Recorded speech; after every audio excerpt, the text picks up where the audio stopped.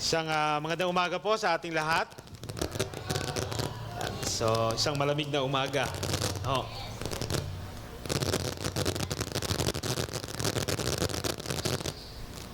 Okay. Check. Check. Okay, yan. So, purihin ang Panginoon sa umagang ito. Minsan pa. At sa kabila ng medyo malamig na panahon, ay patuloy tayong binibigyan ng Diyos ng lakas. Hindi lang sa ating pisikal, kundi maging sa ating spiritual upang patuloy na makiisa at makibahagi sa ating pong lingguhang pagtitipon tuwing araw ng ating Panginoon. No?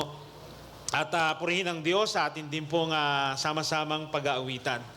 Sa ating pong pagpapatuloy, sa ating pong sermon series na ating pong tinatalakay ng ilang linggo na may pamagat na Jesus is Greater sa aklat po ng mga Hebreo po. At nawa ay patuloy po nating na pagbubulay-bulayan yung ating mga tinalakay na rito. At marahil naintindihan at naunawaan din natin sa mga nagdaang linggo, especially malimit na binabanggit ng ating Pastor Sam, ang kabuang tema ng aklat ng ating pong pinag-aaralan, which is ang Hebreo. Kung saan dito pinapakilala ng may akda ng Hebreo kung sino nga ba si Jesus bilang isang kataas-taasan sa lahat at sapat ang lahat ng kanyang inaalok. Nasaksihan natin ang mga katotohanan ito, lalo na sa mga nagdaang talakayin na natin, sinang ating pasimulan ang pag-aaral na ito. Mula sa kabanatang 1 hanggang kabanatang 3, talatang 11, nakaraang linggo. At nakita natin kung gaano nga ba kahigit si Jesus sa mga propeta, sa mga anghel, at maging kay Moses. At sa ating pagpapatuloy sa umagang ito, gayon din ang ating makikita at matututunan tungkol sa kataasan at kadakilaan ng ating Panginoong Hesus, lalo na sa ating pong mga buhay, lalo na patungkol ito sa kaligtasang mayroon tayo. Dahil alam natin na kapag nakita natin yung kung gaano kadakila si Jesus sa kaligtasan na mayroon tayo, masasabi natin na talaga namang sapat na si Jesus sa ating mga buhay. Amen po ba?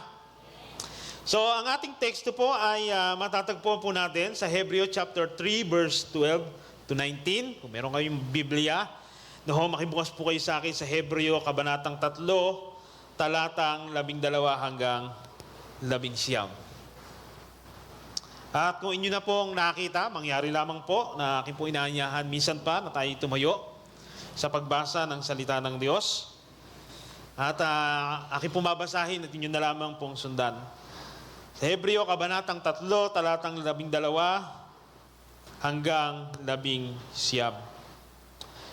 Mga kapatid, mag-ingat kayo na walang sino man sa inyo ang may pusong masama at walang pananampalataya na naglalayo sa buhay na Diyos. Ngunit magpayuhan kayo sa isa't isa araw-araw habang ito ay tinatawag na ngayon upang walang sino man sa inyo ang papagmatigisin ng pagiging madaya ng kasalanan. Sapagkat tayo nagiging kabahagi ni Kristo kung ating hinahawakang matatag ang pasimula ng ating pagtitiwala hanggang katapusan. Gaya ng sinasabi, ngayon kung narinig nyo ang kanyang tinig, huwag ninyong pagmamatigisin ang inyong mga puso na gaya ng sa paghihimagsik. Verse 16, sino-sino ba sila na matapos makarinig ay naghihimagsik? Hindi ba ang mga umalis sa Ehipto sa pamagitan ni Moses? Ngunit kanino siya nagalit ng 40 taon? Hindi ba sa mga nagkasala na ang katawan ay nabuwal sa ilang? At kanino siya sumumpa na hindi sila makapapasok sa kanyang kapahingahan kung hindi sa mga sumuway? Kaya't nakikita natin na sila'y hindi nakapasok dahil sa kawalan ng pananampalataya. Purihin ng Diyos sa pagkabasa ng kanyang salita. Tayo po ay tumungot, manalangin. Ama naming Diyos na dakila at makapangyarihan sa lahat, minsan pa sa umagang ito, Ikaw po ay aming pinapupurihan niluwalhati at dinadakila sa aming kalagitnaan. Salamat sa iyong napakayamang kahabagan na patuloy naming nararanasan at ang biyaya mo maging sa aming kaligtasan na natamo.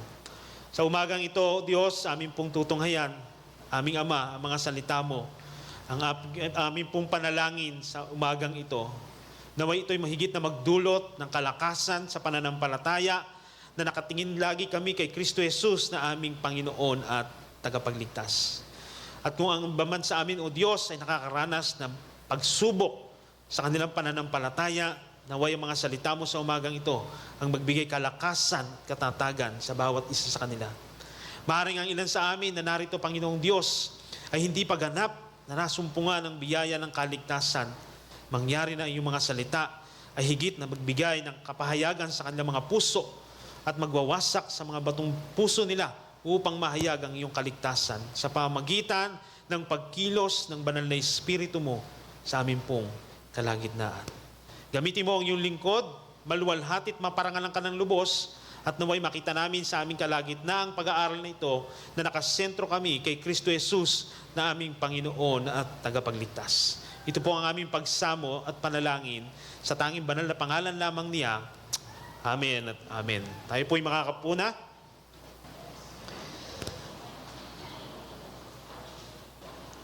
Kapag sinabi pong rest o kapahingahan, ano po ang unang pumapasok sa atin? Ano yung unang pumapasok sa isip natin? Tulog. Walang matutulog dito. Medyo no, tulog, di ba? Kapag pagod tayo sa buong isang araw na gawain, napakasarap ng pakiramdam na mayroong pahinga na nag-iintay sa atin. Sa ating pong mga manggagawa o yung mga regular worker, kapag malapit na yung day off o yung mismong araw ng kanilang day off, pahinga agad ang iniisip o gagawin. Di ba ba? Dahil sa nakapapagod na trabaho, kailangan ng isang matinding pahinga. Di ba't sino ba naman ang hindi gugustuhin ang magkaroon ng pahinga? Sa ating pong pagpapatuloy sa kabanatang 3 ng ating pong teksto sa umagang ito, mahalagang balikan po natin muna yung konteksto mula sa nagdaang talata. Ang aking pong sinasabi ay mula verse 7 to 11, na bahagi po na naging sermon po ni Pastor Sam, sapagkat ito rin po yung ating nakita ng balikan ng may akda mula sa talatang 5 hanggang 19. Kung ma-observe nyo po dito sa ating binasang teksto, akyat po kayo ng konti, from verse 7 to 11, makita nyo, same yung sinabi ng author ng Hebrews. At masasaksihan pa natin yan sa ilang bahagi ng chapter 4, next Sunday.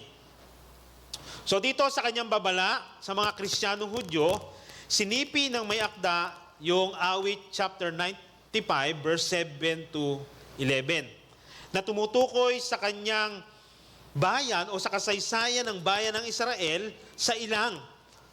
Matapos silang iligtas ng Diyos mula saan? Sa pagkakaalipin sa Ehipto. Makikita natin ang istoryang iyan sa aklat ng Exodus. Makikita po natin yan, and usually, mayroong mga kinokot ang author ng Hebrew na malimit ay galing sa aklat ng Hebrews. And specifically, makikita natin, marami siyang mga kinote from the Old Testament. Kaya napakayaman sa karunungan sa Old Testament nitong sumulat ng Hebrew, bagamat hindi natin kilala kung sino talaga ang sumulat nito. Now, nasaksihan ng mga Israelita o yung tinatawag na first generation o unang henerasyon ng Israelita yung kapangyarihan, katapatan at yung mga paulit-ulit na himala ng Diyos. Subalit sa kabila noon, patuloy silang nagbigay o nagpakita ng pagrereklamo, nagmatigas ang kanilang puso. Ang pinaka-worst pang niyan, hindi sila nagtiwala sa pangako ng Diyos. Ang pinakamatinding pagpapakita ng kanilang paghimagsik ay naganap sa tinatawag na Kades Barnea. Ito po ay makikita po natin sa aklat ng mga bilang. Okay. Hindi yata na i-update yung aking Sorry, hindi nga po nailagay. So ito po ay makikita natin sa Aklat ng mga Bilang chapter 13 verse 14. So mahaba po yan eh. Nilagay ko lang dyan para at least pwede nyo pong i-take note. Pag uwi nyo po sa inyong mga bahay, pwede nyo pong basahin. No? Pero ibibigay ko po sa inyo yung summarize nito. Ganito po yung nangyari. Matapos na utusan ni Yahweh si Moses na pumili ng 12 no, na mula sa kanyang angkan. Di ba? Ang ilang tribo meron sa ni Israel? 12. So tigi-tigisa. At yung 12 yon ay magiging espiya doon sa lupang pangako. Kasi halos malapit na po sila sa promised land. So sabi ni Yahweh kay Moses, pumili ka ng tigi-tigisa, tapos ipadala mo sila doon sa lupang pangako para maging espiya sa loob ng 40 araw. Siyempre, hindi naman kailangan isang araw lang. 40 days. Now, nung nandoon na po yung 12, ito po maganda. Kinilala nila na tunay ngang mabuti at napakasagana ng lupain. Actually, pumutis pa nga sila ng ibang mga prutas doon. No, talaga nakita nila sobrang yaman ng lupang yun pagdating sa pagkain. Pero, may pero. Pero, yung 10 sa kanila, nagdala po ng pangit na balita. Ang sabi ng 10, natakot sila sa mga naninirahan doon sapagkat yung mga lahi na nakatira doon, especially may mga Nephtali na nakatira doon, ay napakalalaking tao. Na ang tingin nila nung 10 na yon, para lang tayo mga tipaklong. So ganun na naging epekto. Dahil doon, no, nag-cause ito na matinding takot. Pero si Josue, kilala natin si Josue, si Joshua, at si Caleb lamang ang nagpahayag ng pananampalataya sa Diyos at humikayat sa bayan na sumunod sa kanyang utos. Sabi nila, magpatuloy tayo. Matatalo natin sila. Pero ang salip na magtiwala sa Panginoon, kay Yahweh, ang buong kapulungan ay natakot. Nagreklamo sila laban kay Moses at kay Aaron. At ito pa ang pinakamatindi. Gusto nilang bumalik na lang sa Ehipto. Maging sina Josue at Caleb ay pinagbantaan pa nila na batuhin. Dahil dito, ipinahayag ng Diyos ang kanyang paghatol. Ang henerasyong lumabas sa Ehipto na 20 taong gulang pataas ay hindi makapapasok sa lupang pangako. Silang lahat ay namatay at silang lahat ay namatay sa ilang dahil sa kanilang kawalan ng pananampalataya at paghihimagsik sa Diyos. Tanging si Josue at Caleb lamang ang pinayagang makapasok sa lupain dahil nanitili silang nagtitiwala sa pangako ng Diyos. At siyempre kasama ni Josue yung 20 taong pababa naman ng mga anak na naghimagsik. No? After ng 40 taon, sila po ay nakapasok sa lupang pangako. Bagamat sina Moses at Aaron na hindi nakapasok, no, si Aaron ay namatay na po kasi bago makarating sa lupang pangako. Mababasa natin yan sa Bilang chapter 20 verse 28. Pero si Moses, no, pinayagan ng Diyos na makita ni Moses masilip yung lupang pangako. Pero gano'n pa man, hindi siya pinayagan ng Diyos na makapasok kasi sumuway din si Moses kasi imbis na isa lang ang pukpok na gagawin ni Moses doon sa sa bato, sa sobrang dami nung nagrereklamo, di ba? Pinukpok niya lang 2 beses. Mabasa rin po natin yon sa aklat ng mga Bilang. No, Bilang chapter 20 verse 12 and also sa Deuteronomy chapter 34 verse 1 to 5. So, makikita natin yung pangyayaring ito ay hindi lang nakatala ito sa kasaysayan ng Israel, kundi ito'y naging isang mahalagang babala para sa lahat ng sumusunod na henerasyon ng bayan ng Diyos. Ito mismo ang aral na ginamit ng may akda ng Hebreo upang paalalahanan ng kanyang mga mambabasa. Specifically, yung mga Hudyo that time na sinulatan niya. Kaya nga sabi niya doon, huwag tularan ang matigas na puso at kawalan ng pananampalataya ng mga sinaunang henerasyon ng Israel, kundi manatiling nagtitiwala at sumunod sa Panginoon hanggang sa wakas. Now, bago po yung ating talata sa verse 11, ang sabi po diyan, gaya ng aking galit, no, ito yung kinote ng author ng Hebrew doon sa sinabi ng Diyos sa aklat ng mga Bilang. Sabi niya, gaya ng aking galit, aking isinumpa, hindi sila papasok sa aking kapahingahan. Ano ba yung kapahingahan na hindi napasok ng Israel. Ang salitang kapahingahan ay tumutukoy ito sa lupain sa kabila ng ilog Jordan, no? Which is yung lupang pangako na yun yung Kanaan. Sa galit ng Diyos, isinumpa niya yung unang salinlahi na naging magsik at hindi sumampalataya sa Kanya, na hindi sila makapapasok po doon sa lupang pangakong yon, na ipinangako naman ni Yahweh kay Abraham at sa kanyang mga inapo. No, di ba? Nung inalis ni Yahweh si Abraham doon sa kanyang bayan ng kanyang ama at gagawin kitang ama ng maraming bansa doon sa kanyang lupang ipinangako. Now, gayon pa man, ipinakita ng kabuuang argumento dito na may akda ng Hebreo na ang Kanaan ay higit pa sa isang pisikal na lupain. Hindi lang siya isang pisikal na lupain. Ito ay tumuturo pabalik sa kapahingahang, ito po, makikita natin, ang kapahingahan na tinuturo dito ay tinuturo tayo o yung tagabasa ng Hebrew pabalik sa halamanan ng Eden. No? Na parang sumisimbolo ng paraiso. Diba? Talagang doon ang tunay na rest at kapahingahan. No? Bago pa bumaksak sa kasalanan ang unang tao. Meron din po itong tinatawag na eschatological na kapahingahan na tinitingnan naman natin sa future, which is yung pagdating ng talagang tinatawag na bagong langit at bagong lupa. Now, sa Bible, ang kapahingahan ay madalas na sumasagisag sa pagpapala ng Diyos. Halimbawa, tumatalakay ito sa kaligtasan, katiwasayan, kapayapaan, seguridad, at ganap na pakikipag-isa sa Kanya. Ngunit dito sa aklat ng Hebreo, maobserbahan po natin, hindi man dito, pero sa susunod po na pagtatalakay natin sa chapter 4, no, ay binigyan ito ng magandang konsepto, lalo na sa pagpapalalim na sa pamagitan ng pagtuturo nito tungkol sa ating Panginoong Jesus. No, sapagat si Jesucristo mismo ang ating tunay na kapahingahan. No. Kaya nga, ang ating pong pinag-aaralan na sa umagang ito, no, ay nagbibigay ng kasiguraduhan at katiyakan na meron tayo sa ating Panginoong Jesus. So ang babala ng mga talatang ito ay napakaseryoso, mga minamahal, mga kapatid.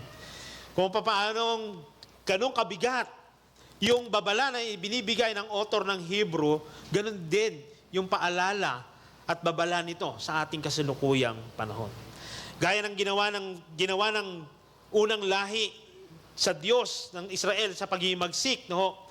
Hindi niya pinahintulutang makapasok sa kanyang kapahingahan ang mga taong nagpapatuloy sa paghihimagsik. Sa kawalan ng kanilang katapatan at mapagkunaring na umaubuso sa biyaya ng Diyos.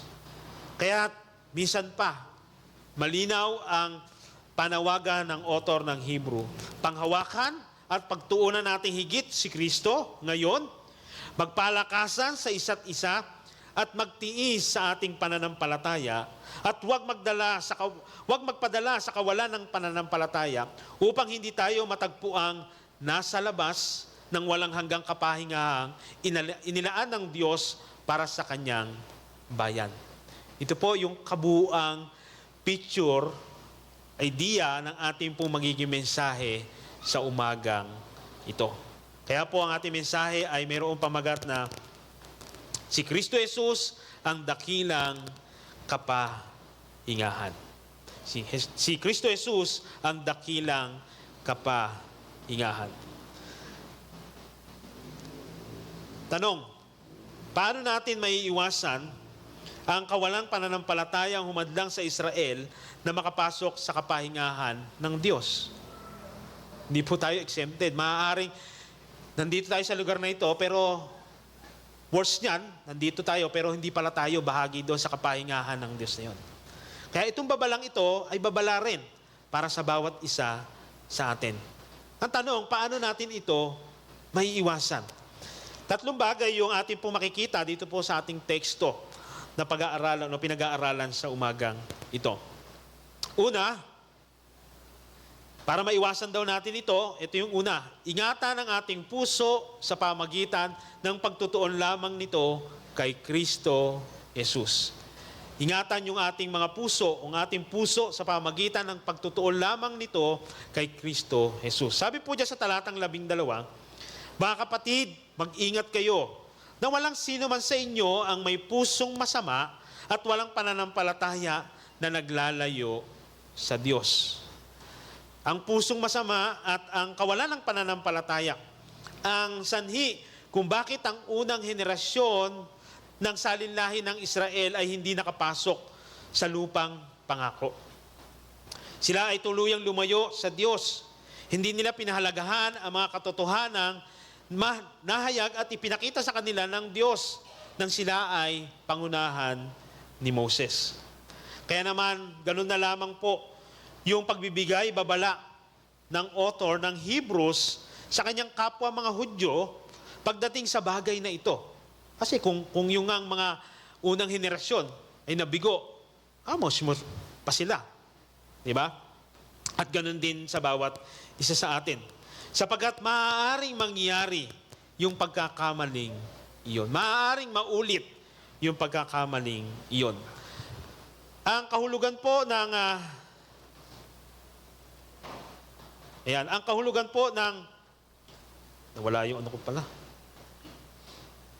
So, ang kahulugan po ng talikuran, pag ang gamit nyo pong Bible ay MBB, no? Kasi ang gamit ko po rito ay, ang gamit ko po dyan ay ang bagong ang Biblia. Yung iba po kasi, iba-ibang translation pagdating sa Tagalog, no? Pero ang gamit ko po ay ang bagong ang Biblia, kaya po nakalagay sa akin ang naglalayo. Sa English po yan ay fall away. Kung gamit nyo po mga version ay English. Ito po ay tumutukoy, no, kapag sinabi po yung mga salitang ito po ay tumutukoy sa isang sinasadya at yung tinatawag na apostasy o apostasya. Ibig sabihin, pagtalikod sa Diyos. No? Hindi ito simpleng pagdududa lang. Hindi po ito simpleng pagdududa lang o panghihina ng loob o panandaliang pagkakasala. Ito po ay talagang sinasadya at kagustuhang tumalikod sa Diyos. Ito'y isang hayagan na pagtatanggi sa Diyos matapos marinig at maunawaan yung kanyang katotohanan. Ganyan po kabigat, no, yung salitang yan. Matapos na maipakita ng Diyos ang kanyang mga ginawa nang sila ay ilabas sa Ehipto, kung babasahin niyo po yung aklat ng Exodus, no, napakaraming ginawang ng Diyos para ilabas yung kanyang bayan. Actually, habang nandoon pa nga lang sila sa Ehipto, grabe na yung ginawa ng Diyos. Pero ganun pa man, sila ay nagmatigas pa rin. No? At maging sa kanilang paglalakbay, patuloy na katigasan ng puso at kawalan ng pananampalataya yung kanilang ipinakita sa Diyos. Kaya napakabigat po ng pagtalikod sa Diyos na buhay na sinabi diyan. No? Sapagkat ito ay napakalaking pagkakamali. Nagbigay po ang babala ang author ng Hebrews sa chapter 10 verse 13 na sinabi doon, kakilakilabot ang mahulog sa kamay ng makapangyarihan o dakilang Diyos na buhay. Hindi po ito simple lamang. Napakabigat po nito. Hindi tinuturing ng may akda ng Hebreo na ang panganib na ito ay isang malayong posibilidad na hindi po mararanasan ng mga Hudyo na kanyang sinulatan. Sa halip, para sa kanya, ito isang tunay at kasalukuyang panganib na dapat nilang harapin na mayroong buong kaseryosohan. Kasi nga, yung iba sa kanila ay naaakit na bumalik muli sa tinatawag na Judaismo. Kaya ganun na lamang yung babala at paalala ng may akda ng Hebreo. Sa atin po namang kasalukuyang mambabasa sa panahong to, ng aklat na ito ay pinapaalalahanan din naman tayo na hindi natin dapat isipin, no, mga minamahal, hindi natin dapat isipin na hindi naman mangyayari sa akin yan. Na okay naman ako at malabong mangyari sa akin yan. Huwag po natin isipin na gano'n. Marami mga Kristiyano ang nagiging kampante at iniisip na parang madali lang ang buhay Kristiyano. Kapag maayos ang kalusugan, maayos ang kabuhayan, dumarating ang mga pagpapala at tila ba pumapabor ang mga pagkakataon sa buhay. Madaling isipin na ligtas na tayo sa panganib sa paglayo sa Diyos. Bakit? Kasi may kakomportablehan na nararamdaman sa pisikal. Ngunit hindi yan ang batayan ng tunay na kalagayang espiritual o yung mabuting kalagayan ng buhay. Ibang-iba po ang pagtingin ng sanlibutan at ng Biblia o ng Kristiyano pagdating sa magandang buhay. Hindi po yan yung ating nakikitang tagumpay o yung maging mga natatanggap nating pagpapala. No? Hindi po yan yung komportable na hinahanap at itinuturo ng Biblia. Hindi rin ito ang sukatan ng tunay na pananampalataya sa Diyos. Na minsan, ewan ko kung narinig nyo na dahil sa pananampalataya o sabi niya, malapit ako sa Diyos, no? Pinagpapala ako. Paano naman yung hindi pinagpapala? Ibig sabihin, malayo sa Diyos, pero malalim naman sa pananampalataya. Ganun minsan kasi nagiging sukatan. No? Now, totoong nagbibigay ang Diyos na maraming pagpapala, mga minamahal, mga kapatid. No? Don't get me wrong po sa bagay na yan. No? At hindi natin minamaliit o minamasama ang mga ito. Sa katunayan, ipinagkaloob ng Diyos ang kanyang kabutihan, hindi lamang sa mga mananampalataya, kundi maging sa mga hindi mananampalataya. No, meron po tayong tinatawag na common grace o yung pangkalatang biyaya. Sabi ni Jesus, pinaulan ng Diyos ang ulan sa mabuti at sa masama. Ang kabutihan, kabaitan at pagpapalang ipinagkaloob ng Diyos sa lahat ng tao kahit na hindi ito karapat-dapat. Gayunpaman, dapat nating tandaan na ang common grace ay iba sa tinatawag ng Bible na saving grace o yung nagliligtas na biyaya. Ang saving grace ay biyayang ibinigay ng Diyos upang iligtas ang kanyang bayan kay Kristo at dalhin sila sa tunay na espiritual na kapahingahan. Samantalang ang common grace ay ibinibigay sa lahat ng tao upang mapanatili ang kaayusan ng mundo at maipakita ang kabutihan ng Diyos. Ang mga pagpapalang ito po ay pansamantala at nauukol lamang sa buhay na ito. Kaya bilang mga Kristiyano, hindi dapat nakatuon ang ating mga puso sa mga bagay na ito, sa mga bagay sa sanlibutan. Hindi ang pagpapala ang ating dapat pagtiwalaan, kundi ang Diyos na pinagmumulan ng mga pagpapalang iyon. Sa katunayan, ginagamit din ng Diyos maging ang mabubuting bagay. Mga minamahal, ginagamit ng Diyos ang mga mabubuting bagay para subukin tayo upang makita natin kung ano ba talaga ang laman ng ating mga puso. Ito mismo ang naging problema ng sinaunang salinlahi ng Israel na binabanggit ng may akda ng Hebreo. Bakit? Kasi naranasan nila ang maraming pagpapala ng Diyos. Ang pagpapalaya mula sa Ehipto, ang mana mula sa langit, ang tubig mula sa bato at ang kanyang patnubay sa ilang. Ngunit, sa halip na magtiwala sa Diyos, naging kampante sila sa mga natanggap at naranasan nilang pagpapala. At nang halos hindi na nila ito nararanasan, anong ginawa nila? Sila'y paulit-ulit na nagreklamo sa Diyos at nagpatuloy hanggang sa kanilang pagre-rebelde at kawalan ng pananampalataya. Ipinakita lang ng Diyos nang sila ay subukin sa ilang kung ano ang talagang laman ng kanilang puso. Hindi para makita ng Diyos, kasi alam na ng Diyos yon, kundi para makita nila kung ano talaga ang laman ng kanilang mga puso. Sa maraming pagkakataon, ganito rin ang nagiging kalagayan ng mga tao. Ang mga pagpapala ng Diyos ang nagiging sanhi ng kanilang kapanatagan sa halip na ang Diyos mismo. Kapag maayos ang lahat, nakalilimutan nila ang Diyos. Ngunit kapag dumating ang pagsubok, saka lamang sila tumatawag sa Kanya. At kapag tila matagal o parang hindi sumasagot ang Diyos, ito pong nakalulungkot.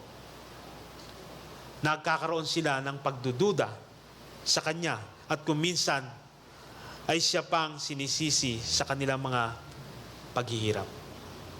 Kaya't ang babala ng Hebreo ay malinaw. Huwag nating hayaang ang mga pansamantalang pagpapala ang maging dahilan ng ating kawalan ng pagtitiwala sa Diyos at sa Diyos dahil ito ang magdudulot sa atin upang tayo ay lumayo sa Diyos mismo. Ang tunay na kapahingahan ay hindi matatagpuan sa mabubuting kalagayan ng buhay, kundi kanino? Kay Kristo lamang. Siya ang ating dakilang kapahingahan. Siya ang ating tunay na seguridad, pag-asa, sa gitna man ng kasaganahan o pagsubok, ituon natin ang ating puso tanging sa Kanya lamang.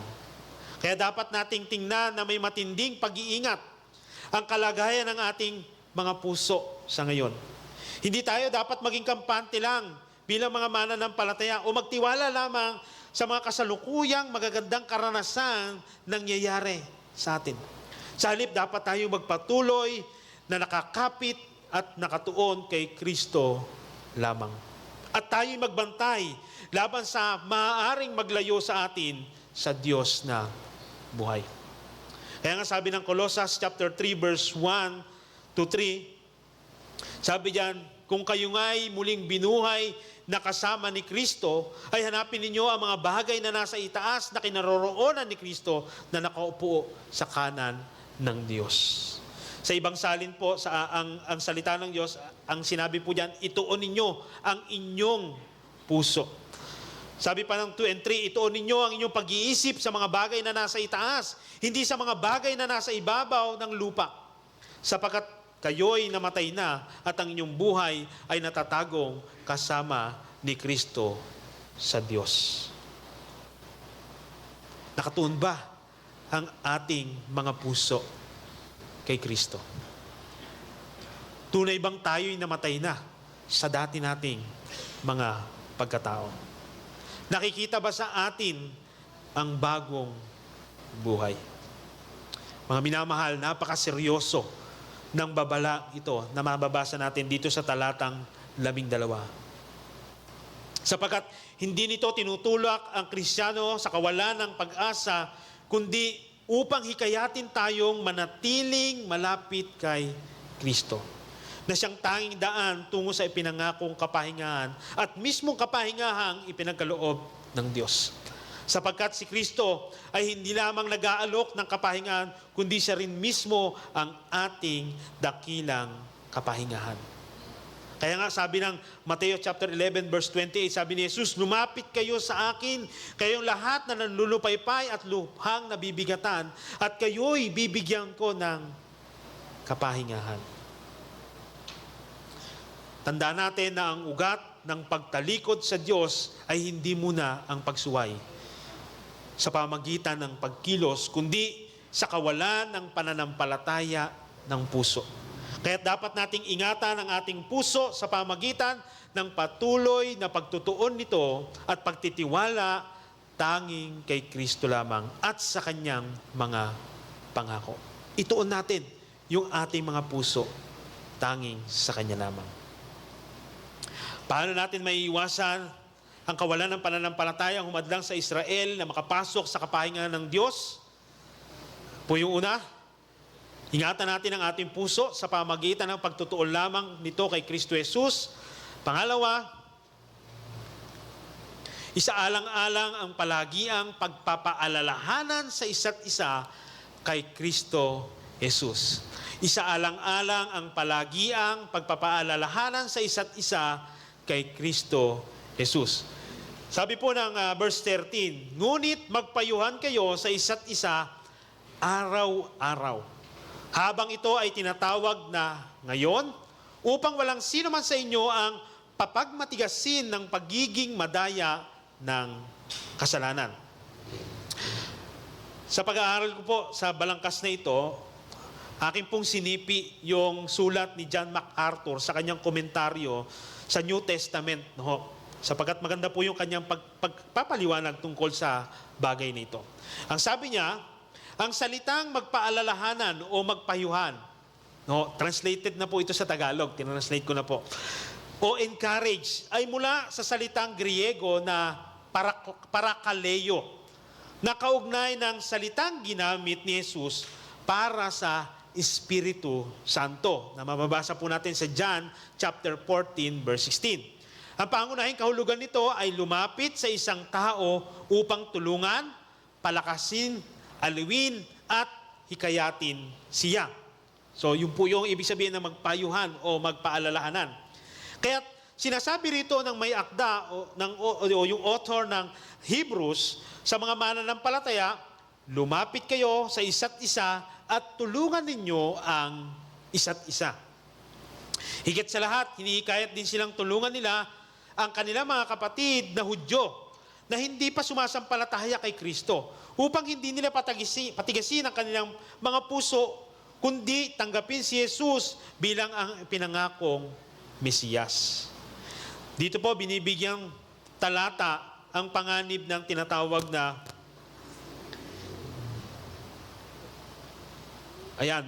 yung panganib na madaya ng kasalanan o yung sa ibang translation po panlilinlang. No. Nagbababala yung author ng Hebrew sa bagay na ito. Bakit? Kasi yung salitang panlilinlang o madaya ng kasalanan, deceitfulness sa English, ay nagangahulugan panlilinlang, pandaraya o tusong paraan o tusong pamamaraan. So ang kasalanan kasi ay mapanlinlang sapagkat bihira nitong ipakita ang tunay nitong anyo. No? Talaga namang hindi natin nakikita yung anyo ng kasalanan. Nung ngang dinaya si Eva at nung ahas, di ba? Naging maganda sa paningin. So hindi natin talaga makikita. Ganyan katuso ang kasalanan. No, hindi niya pinapakita ang tunay nitong anyo. Palagi itong nagtatago sa likod ng mga kasinungalingan at maling pangangatwiran. Tulad ng sinabi ng kasulatan no, sa Romans chapter 7 verse 11, sapagkat ang kasalanan, pagkakita ng pagkakataon sa pamagitan ng utos ay dinaya ako, sabi ni Apostol Pablo. At sa pamagitan nito ay pinatay ako. Dito makikita natin na kapag ang isang tao ay unti-unting tumigas o tumitigas yung kanyang puso sa espiritual na bagay, kadalasan ay hindi niya ito namamalayan. Hindi po namamalayan. Maaari niyang narinig ang ebanghelyo, maaari nakakapanig siya ng sermon every Sunday, sumasama siya sa lingguhang pagpupuri, kahit na paulit-ulit niya narinig ang salita ng Diyos, pero ang mabigat, hindi siya tumutugon ng may pananampalataya at pagsisisi. Mga minamahal, dagdag pa ni MacArthur, ang salita ng Diyos ay may dalawang magkaibang epekto sa nakaririnig nito. Kung ang puso ay tumugon na may pananampalataya, ito ay lumalambot at lumalapit sa Diyos. Kaya nga, kapag nag-share tayo ng gospel, napakahalaga ng salita ng Diyos. Kasi hindi naman yung mabuting balita ng kwento natin, yung ating binabahagi, kundi mabuting balita ng ginawa ni Kristo. No? Ngunit, kung patuloy itong tumatanggi, lalo itong tumitigas sa kawalan ng pananampalataya. Pinalalambot, pinatitigas pa mismo. No? Ganyan na nakalulungkot na paglalarawan, pinakita na may akda pagdating sa pandaraya na ginagawa ng kasalanan. Kaya nga, napakatindi rin na kanyang utos na binanggit dito sa talata 13.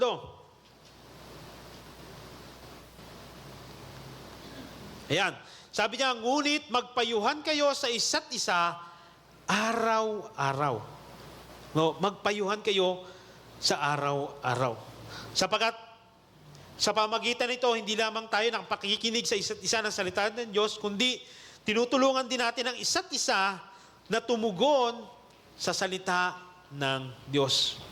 Patuloy na ibinubulong ng ating makasalanang kalikasan na hindi naman ganoon katindi yung kasalanan na meron tayo.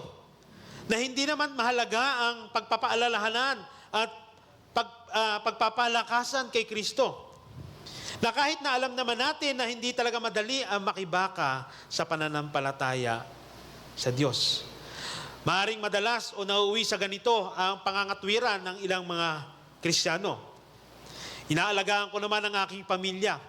Mabuti naman akong Kristiyano sa aking kapitbahay at komunidad. Hindi ako perpekto, pero hindi rin naman ako masamang tao. May mga bagay na dapat pang baguhin sa buhay ko. Tingin ko ay sapat na yung sumisimba ako at maaaring isa ako sa may mga posisyon sa church. O active naman ako sapagkat meron akong ministry involvement. Kaya hindi ko na kailangan ng iba pa para paalalahanan at makipagpalakasan. No? Maging aware po tayo sa ganung pangangatwiran, mga minamahal. Sapagkat ito ay isa sa pinakamapanganib na panlilinlang na ginagawa ng kasalanan. Kinukumbinsi nito ang Kristiyano na sapat na siya sa kanyang sarili at wala na siyang pangangailangan sa iba pa.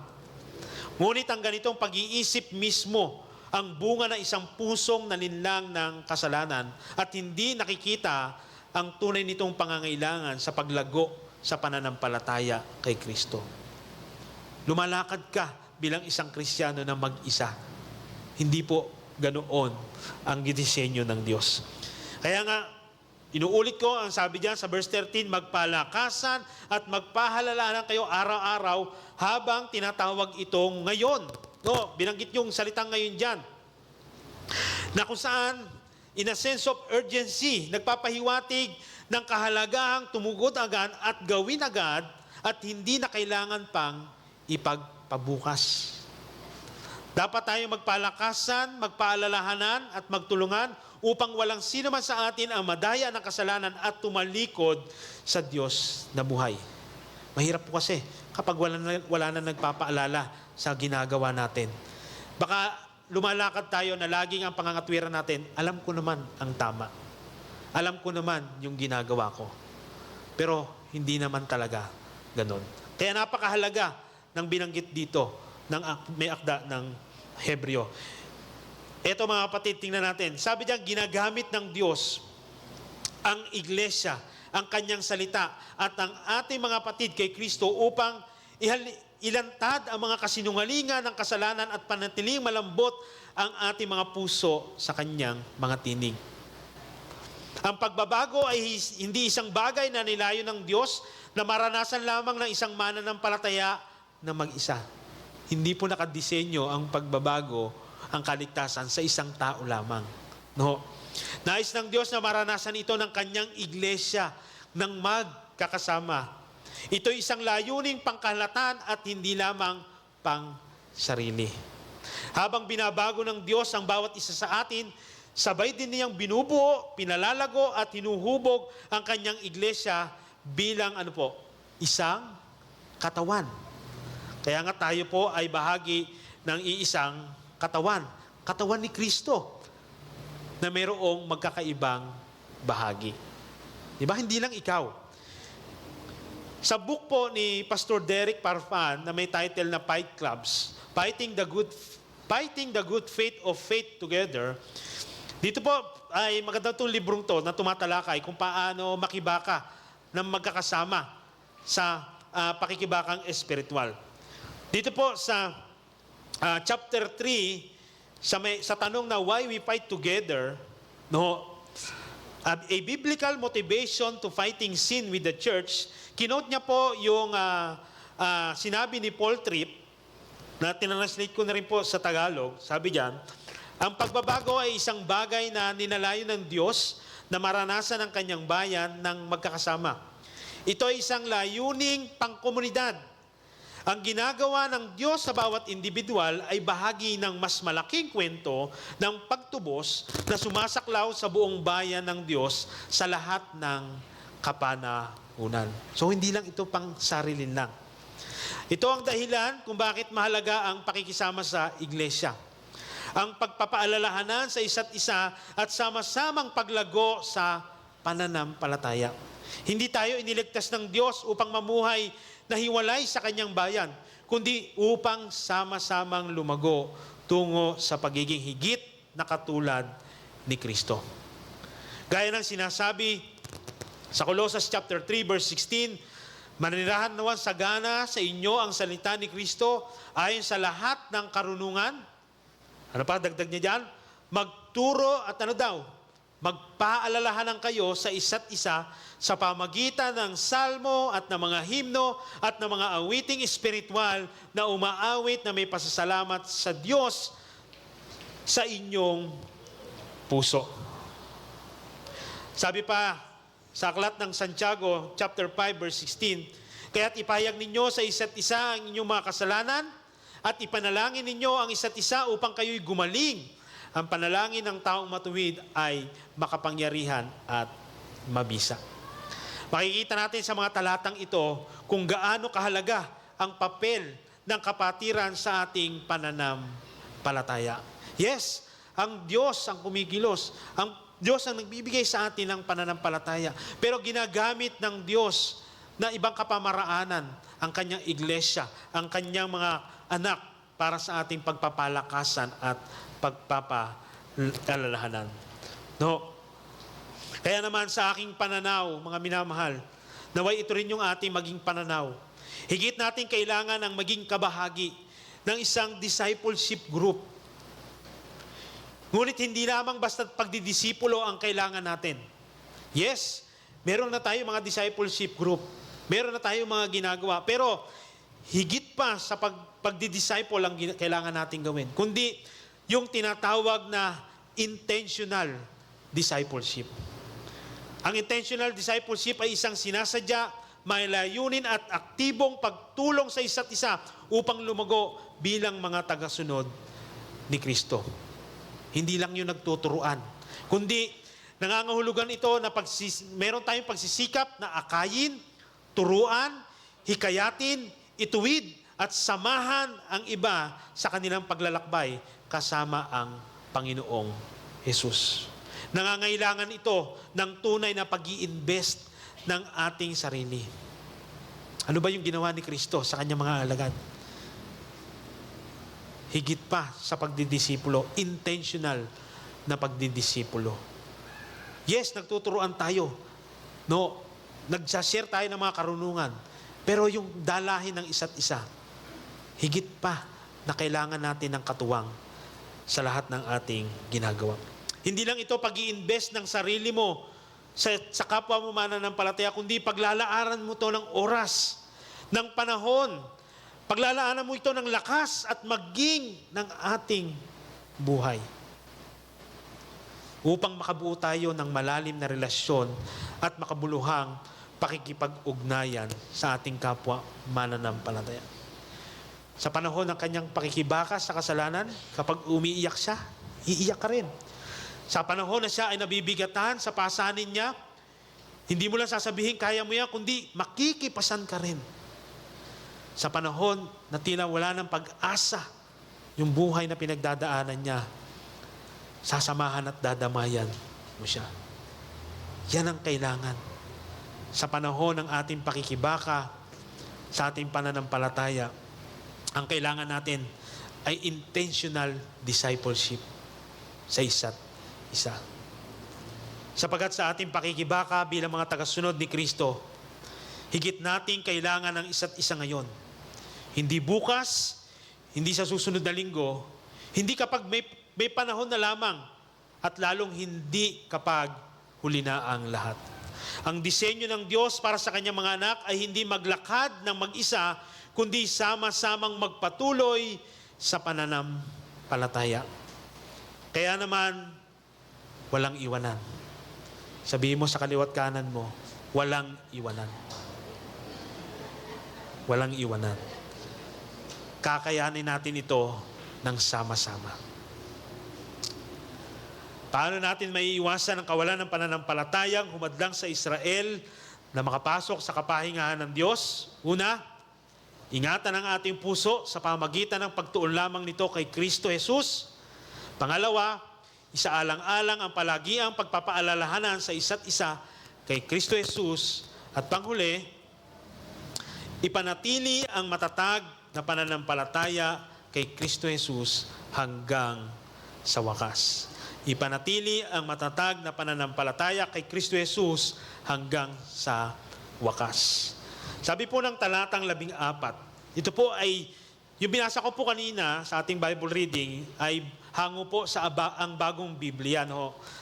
Ito po ay 2000 version na. Ngayon, ito naman pong nilagay ko rito ay hango naman po sa ang salita ng Diyos Bible version. Sabi diyan, sapagkat tayo ay naging mga kabahagi ni Kristo kung ang pagtitiwalang natamo natin sa pasimula pa ay pananatilihin nating matatag hanggang sa katapusan. No? Isa sa matibay na patunay ng pagiging isang tunay na Kristiyano ang patuloy na nagpapagal at nananatiling matatag sa pananampalataya kay Kristo Jesus o yung tinatawag po na perseverance of the saints. No, meron tayong tinatawag na doctrine of perseverance of the saints. Ang ibig sabihin nito, ang perseverance of the saints ay patuloy na pag-iingat ng Diyos sa kanyang mga hinirang upang sila ay manatiling sumasampalataya, sumusunod at nakakapit kay Kristo hanggang sa wakas. Ang ibang tawag po, term dyan ay preservation of the saints. No? Ito ay ang patuloy na pananampalataya hanggang sa wakas. No? Sapagkat ang patuloy na pananampalataya hanggang wakas ay tanda na tayo ay tunay ngang na kay Kristo. Ang mga tunay na mananampalataya ay hindi lamang nagsisimula sa pananampalataya, kundi nagpapatuloy sa pananampalataya dahil ang Diyos mismo ang nag-iingat sa kanila. Kaya naman, mapapansin natin sa talatang ito yung salitang kung. No, balikan natin yung talata. Ayan, lumabas lang yung kung ko. Ayan. Yung salitang kung, no, na kung babasahin natin, sapagkat tayo ay naging mga kabahagi ni Kristo, kung ang pagtitiwalang natamo natin sa pasimula ay panatilihin natin matatag. Now, kung sa unang pagbasa ay titingnan po natin, no, maaaring isipin natin na ang talatang ito ay nagtuturo na magiging kabahagi tayo ni Kristo kung magtsatsaga tayo sa wakas, hanggang wakas. Parang ganon. No, kung ganoon ang nagiging observation nyo. Pero, hindi po ganon yung eksaktong sinasabi ng talata. No? Sapagkat sa wikang Griego, ang pariralang tayo ay naging kabahagi ni Kristo ay nasa tinatawag po na perfect tense, na tumutukoy sa isang bagay na nangyari na sa nakaraan at may patuloy na epekto sa kasulukuyan. Kaya ang nagiging diwa nito ngayon, tayo ay naging at nananatiling kabahagi ni Kristo. Tayo ay naging at nananatiling kabahagi ni Kristo. No? Kaya yung salitang kung dyan, no, maaaring isalin sa kung talagang, kung tunay ngang, o kung ngang. No. Yung kung kasi dito ay hindi po ito tumutukoy sa paraan kung paano tayo magiging kabahagi ni Kristo. Kundi, tinuturo po nito ay yung katibayan na tayo ay tunay ng kabahagi ni Kristo. So sa madaling salita, ganito po, hindi sinasabi ng talata, magtiis ka hanggang wakas upang maging kabahagi ka ni Kristo. Hindi po ganon. Kundi, ang sinasabi ng talata, mapapatunayang ikaw ay tunay na kabahagi ni Kristo kung ikaw ay magpapatuloy sa pananampalataya hanggang wakas. Ang salitang ito sa talatang 14 ay hindi po kondisyon upang tayo'y maging kabahagi ni Kristo. Ito po ay katibayan na tayo ay kabahagi na ni Kristo. Maraming beses po tayong makakakita ng mga ganyan dito po sa aklat ng Hebreo. Marami pong ginamit ang author ng Hebreo sa mga ganyan na mga salita. No? Na kung saan nagbibigay babala at dapat nating bigyan ng maliwanag na pansin. Ngayon, kung tunay ngang sinampalatayanan natin si Kristo, ang Ebanghelyo, at tunay nating ipinagkatiwala yung buhay natin kay Kristo Jesus, ang pananampalatayang iyon ay mananatili hanggang wakas. Sa pagtatapos ng araw, ng taon, at maging sa pagtatapos ng ating buhay, ang pananampalataya kay Kristo ay patuloy na makikita. Ang tunay na mananampalataya ay nanatiling nakakapit kay Kristo. Kaya sabi ni Jesus sa John chapter 8 verse 31, pagkatapos ay sinabi ni Jesus sa mga Hudyong sumasampalataya sa Kanya, kung kayo'y nananatili sa akin Sa aking salita, tunay ngang kayo'y mga alagad ko. Bago sinabi ni Jesus yan, binanggit niya muna yung mga Hudyo na sumasampalataya na sa Kanya. So, yung mga sumasampalatayang yon, mananatili yon na nakakapit sa Kanya. Amen? So, kapag ang isang tao ay tumalikod, ito naman, kapag ang isang tao ay tuluyang tumalikod sa Ebanghelyo at iniwan ang pananampalataya, no, hindi ito nangangahulugang nawawala yung kaligtasan. Hindi po. Ipinapakita nito na wala talaga siyang tunay na pananampalataya sa simula pa lamang. Gaya ng sinasabi ni Apostol Juan sa 1 John 2, chapter 2, verse 19. Pansinin niyo po. Sila'y lumabas sa atin. Mayroong mga mananampalataya o may mga kasama sila sa loob na lumabas. Ang sabi ni Juan, ngunit sila'y hindi sa atin. Sapagkat kung sila'y kabilang sa atin, ano daw mangyari? Magpapatuloy sana silang kasama natin. Ngunit sa paglabas, ano daw? Sa paglabas nila, ano daw? Ginawa lang nilang maliwanag na silang lahat ay ano? Hindi kabilang sa atin. So kaya tayo ay magpapatuloy. Kasi tayo ay bahagi ng pamilya ng Diyos. Kaya nga, ito yung kaibahan, mga minamahal. Ito yung kaibahan ng taong nag-aangkin lamang na siya ay Kristiyano. Yung tinatawag na professing Christian. At ang isang tunay na pag-aari ni Kristo, yung true possession in Christ. Kasi maraming ganito. Marami nagpapahayag na sila ay Kristiyano, ngunit ang tunay na mananampalataya ay makikilala sa kanyang patuloy na pananatili kay Kristo at sa kanyang salita. Kaya ang panawagan po dito sa verse 14 sa ating teksto ay hindi lamang magsimula ng mabuti, kundi manatiling matatag hanggang sa wakas. Ang tunay na mga kabahagi ni Kristo ay nagpapatuloy sa pananampalataya dahil iniingatan ng Diyos.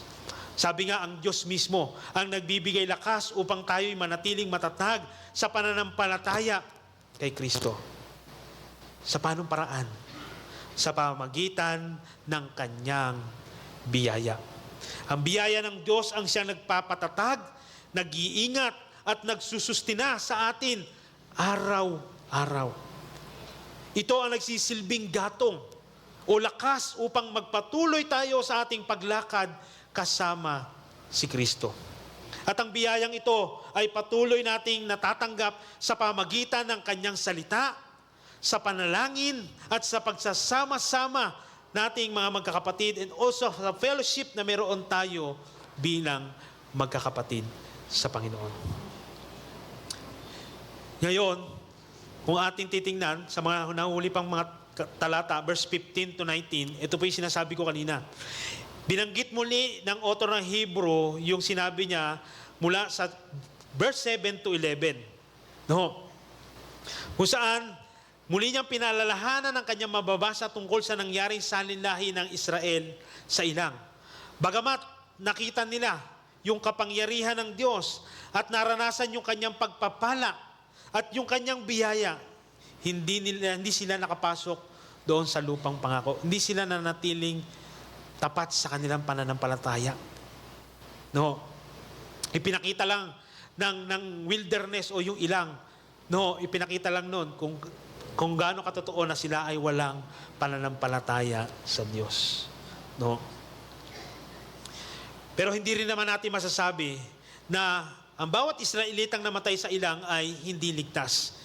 Sapagkat may mga tunay na mananampalataya na nandoon, katulad din ni Moses at ni Aaron. Ngunit ang malinaw, ginamit ng Hebreo ang henerasyong ito bilang, babala na ang patuloy na kawalan ng pananampalataya at paghimagsik at hindi pananatiling matatag sa pananampalataya ay katibayan na isang pusong hindi tunay na nakatuon at nagtitiwala sa Diyos. Kaya't hindi sapat na maging bahagi lamang tayo ng bayan ng Diyos, kinakailangan nakikitahan tayo ng tunay at nagpapatuloy na pananampalataya kay Kristo Jesus hanggang sa wakas. Kapag dumating na yung mga pagsubok, yung mga problema, diyan mas makikita kung ano nga bang pananampalataya yung ating ipinapahayag.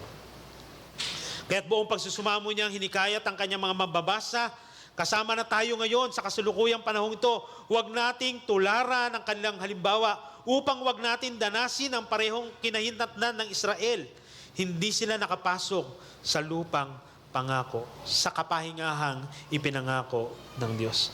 Kaya naman maliwanag yung babala ng author ng Hebrew sa verse 19, kaya't nakikita natin na sila hindi nakapasok dahil sa kawalan ng kanilang pananampalataya.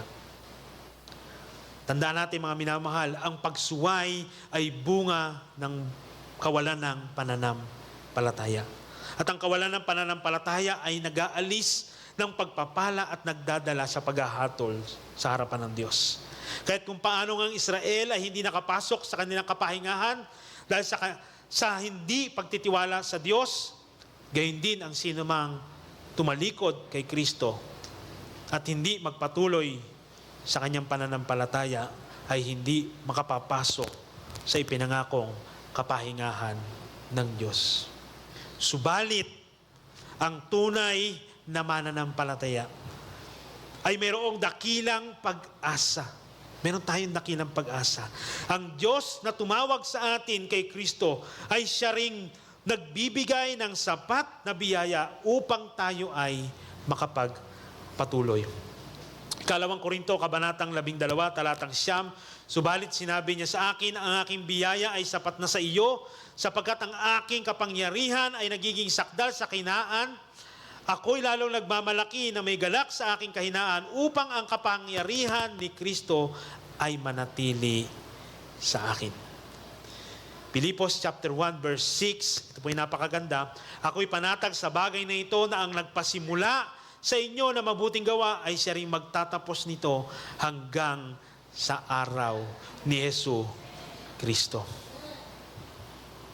Kaya't ang ating pagtitiis hanggang wakas ay hindi bunga ng ating sariling lakas, kundi ng biyaya ng Diyos kay Kristo Jesus na ating Panginoon at tagapagligtas, na kumikilos sa atin araw-araw.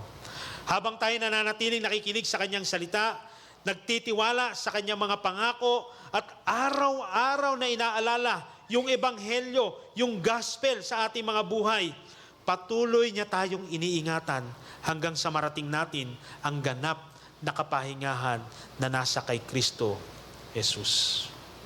Ang Israel ay hindi nakapasok dahil sa kawalan ng pananampalataya, ngunit ang tunay na mananampalataya ay makakapasok sa kapahingahan ng Diyos na nasa kay Kristo, sapagkat sila o tayo ay pinanatili ng sapat na biyaya ng Diyos sa pananampalataya hanggang sa wakas. Paano natin may iwasan ang kawalang pananampalataya na umadlang sa Israel na makapasok sa kapahingahan ng Diyos? Una, ingatan ang ating puso sa pamagitan ng pagtutuon lamang kay Kristo. Isaalang-alang ang palagiang pagpapaalalahanan sa isa't isa kay Kristo Jesus. At panghuli, ipanatili ang matatag na pananampalataya kay Kristo Jesus hanggang sa wakas. Makakaasa tayong makakapasok sa dakilang kapahingahang ipinangako ng Diyos kung tunay ngang tayo'y na kay Kristo Jesus. Sapagkat siya mismo ang ating tunay at ganap na kapahingahan.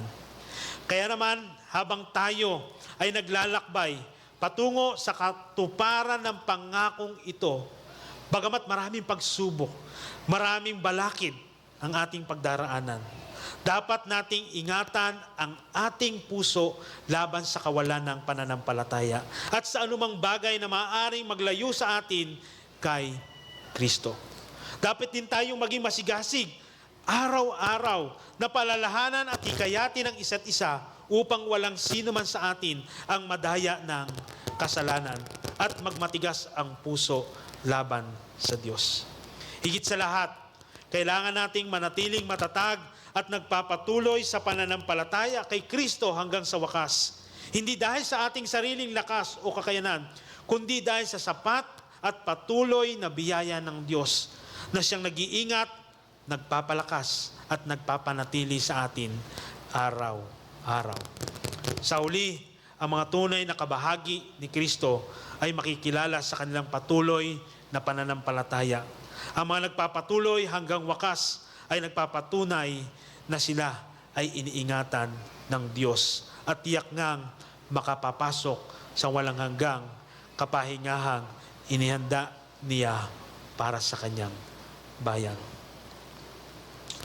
Minsan pa, mga minamahal mga kapatid, pagtuunan nating mabuti si Kristo.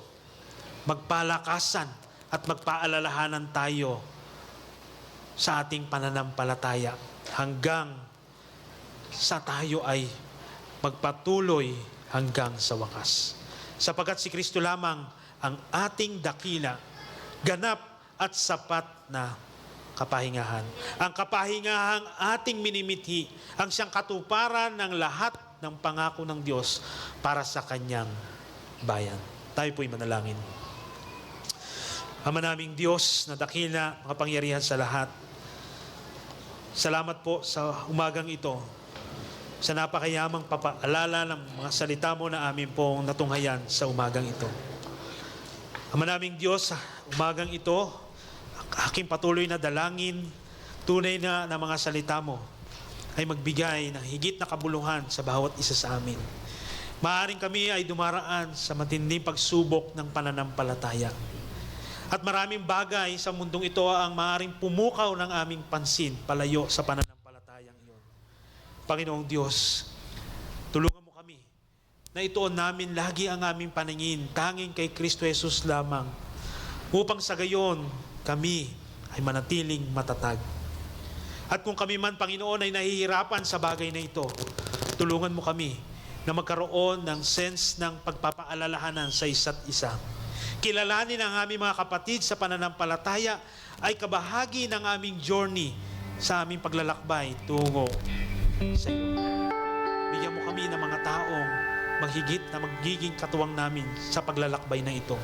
Bigyan mo kami ng kapakaubabaan na handang matuto sa bawat pagpapaalalahanan na gagawin mo para sa amin.